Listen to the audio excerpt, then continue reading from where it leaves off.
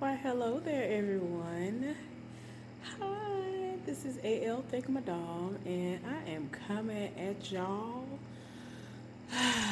with a review for the real side chicks of Charlotte. Yeah, it's that time again. I hope y'all have been having a wonderful week thus far, and staying warm. If y'all have encountered snow like I have, hopefully y'all have been able to get out because cabin fever ain't no joke. Like, I heard of cabin fever, and when I finally experienced it, I was just like, I can't do this. I cannot do this. Like, I was desperate to get out and go anywhere but there. But anyway, y'all, hit this review, y'all. I'm tired. So this started off where the last one left off, which was when Brinks popped up at Ralph's salon to confront him about what he said about her man, which is another person's man, everybody's man. He has community, you know, parts. That's what I'll say. To keep it clean. He's one of those. And I'm sorry, like I said before, I do not understand why everybody be setting it off for people like him, because he is very, very much so ugly. So I'm thinking the only thing he really has to offer has to be money. And I mean, I guess maybe the sex is okay or something, because I'm very confused as to why anybody is giving him the time of day. Because he looked trash. They had one of his songs featured, which to me was trash. I was just like, Lord, just stop. Anyway, so she's at Ralph's. Ralph, just in case you don't remember, he is supposed to be her gay best friend. Confronted him in front of a customer, a paying client rather, about what he said about Nikki. And so she was like, well, I got to tell y'all about that later, but I was just like, girl, she really has to be like dumb, ditzy, and everything else. Y'all, she come in there trying to set it off, and she ends up being like, I just wanted to make sure, whatever, you supposed to be my best friend. And I mean, really to set it off on this man, she didn't call this man's shop raggedy and some more. I was like, ratchet. She kept calling his shop ratchet, his salon ratchet, and all this other stuff. I was like, oh my gosh, ma'am, you trying it. I mean, she really done went all the way off on this dude, and then all of a sudden, like within the same sentence almost, she was like, so are you gonna come with me while I go get my boobs done? Cause she like is basically flat, y'all.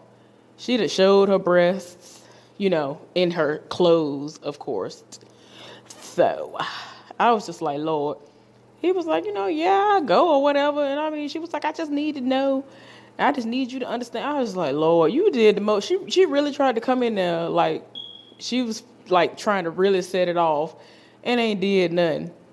I mean, and then when Zarby was there, Zarby went on by her business. Was like, yeah, I ain't got time for this. Bye.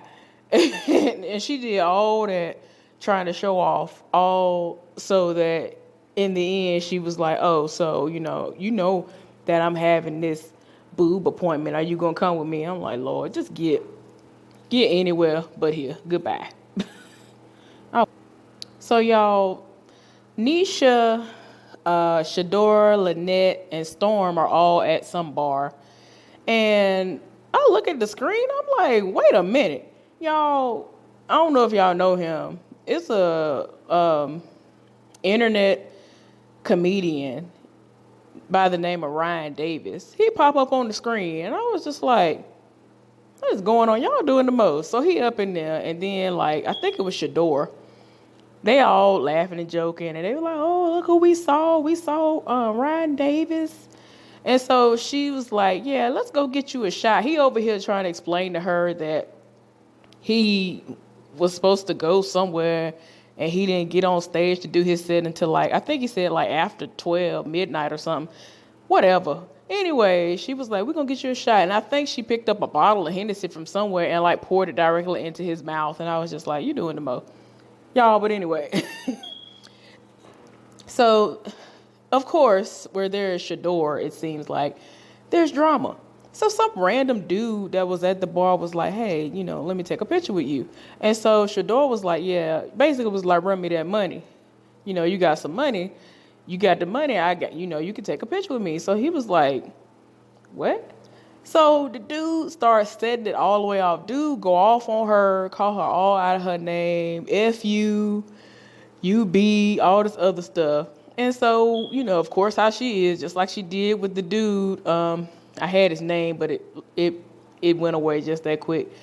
Where he ended up having to speed off of his charger on her. Like, she stayed going off on somebody, and then she left holding the bag. But anyway, done went all the way off. The dude ends up saying to her, I'm trying to promote y'all and all this other stuff. Then he, in the same breath, was like, you the ugliest one of all of them. Just told her she's the ugliest one in the whole clique, and she need to get her some money first. I guess he's trying to say she need to actually, become somebody famous and, have money before she want to sit up here and try to charge people and all this other stuff. So in her little confessional, she trying to make it seem like, oh, well, I was playing, but I wasn't playing, but I was playing. Like, she really kept saying that over and over again. I was like, you said that and you meant that. You wanted that man to pay you for a picture. And I'm just like, we still don't even hardly know you, even though you on this YouTube version of the Real Housewives knockoff. Because like I said before, all these Real Housewives and Love and Hip Hop, everybody, almost all of them are side chicks. So this is the first one that's actually saying what it is in the name of the show. Y'all, so anyway, look, anybody who is from, I guess, the Carolinas, I'm going to need for y'all to enlighten me on what this means. The dude that set it off on her, and he said, like I said earlier, he said something about her being broke, and then he was like, he said, don't get too boosie. I was like, what is boosie? He said it like 2 or 3 times, and they kept on like putting it up there. And I'm like, did he say boosie? And then I look at the screen and it say that. And I'm like, what is don't get boosie? What is that? I'm confused. So anyway, I really hope it's not like what his nickname is. And that's why they're trying to make it seem like, oh, it should be obvious that that's what boosie means. Y'all, I can't. So, the dude went on by his business after a while or whatever. And it was just, y'all, I'm sorry. I got to say this. She'd have set it off on this dude, and she tried to make it seem like he a fan. If he a fan, he ain't but one fan. It don't even matter, because she didn't, allow him to take the picture. But y'all, I was so tired. I was like, wait a minute. And I kept looking at her, and I'm like, something is all the way wrong. Why was her makeup? It's like all of her face was one color except like all in here.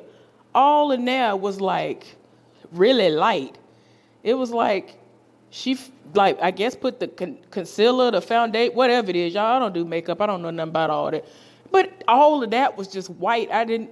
Really light. It was like a couple of shades lighter than her, and it was just there. And everybody else's makeup was like done, I guess. But I was just like, am I the only one seeing this? This don't make no sense. I'm confused. Y'all, so anyway. Then Brinks and Lynette met up at Brinks' condo. So, of course, Brinks brings up the fact that all this stuff went down where she found out that Nikki was supposedly married. She gonna sit up here and talk to her and be like, well, I talked to him and he said he separated. I don't care what nobody say. I don't care if somebody get in the comments or want to be mad about it. The fact will always remain. If you are separated, legally separated from somebody, you are still married.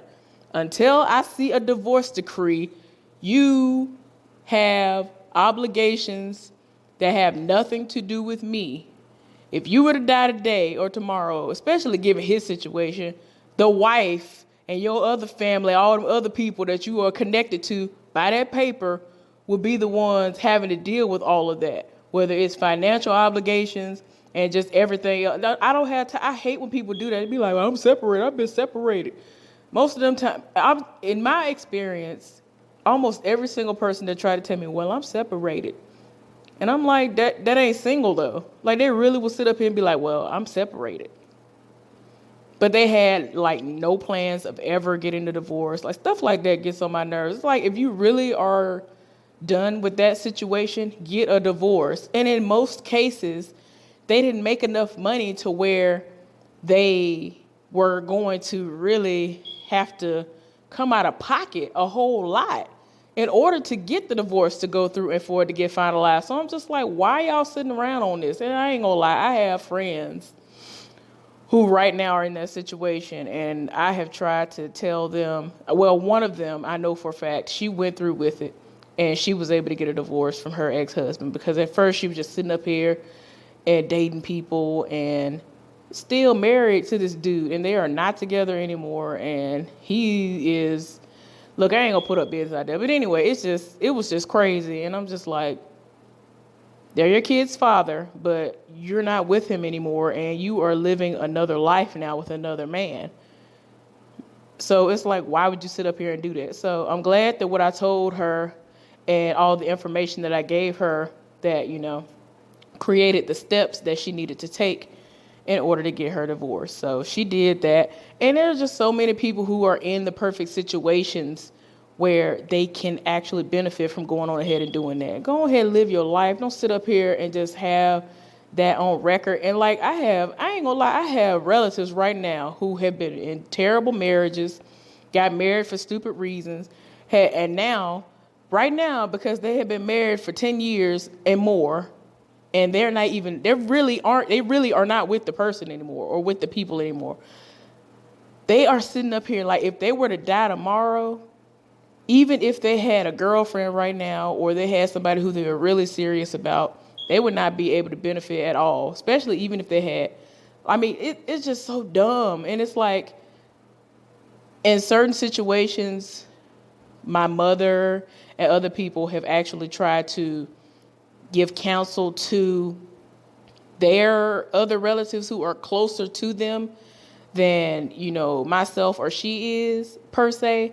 And they were just in their own little world, like, well, no, they're married. So, and I'm just like, why are you, look, y'all, I ain't finna go into that, because I'm pretty sure some people who know of the situation might end up watching this and be like, oh, they talking about us. So I ain't gonna go into that. And I like them, so I don't even want that to even go far like that. But the moral of the story is, if you are really not with that person anymore, why would you just continue to hold on to that situation? That's just dumb. It's just stupid to me. I don't understand. But anyway, y'all, so continuing on with the stupidity that is Brinks. It's like every time she says something, she would say something, and then she'll say something else, and then she'll say something, like nothing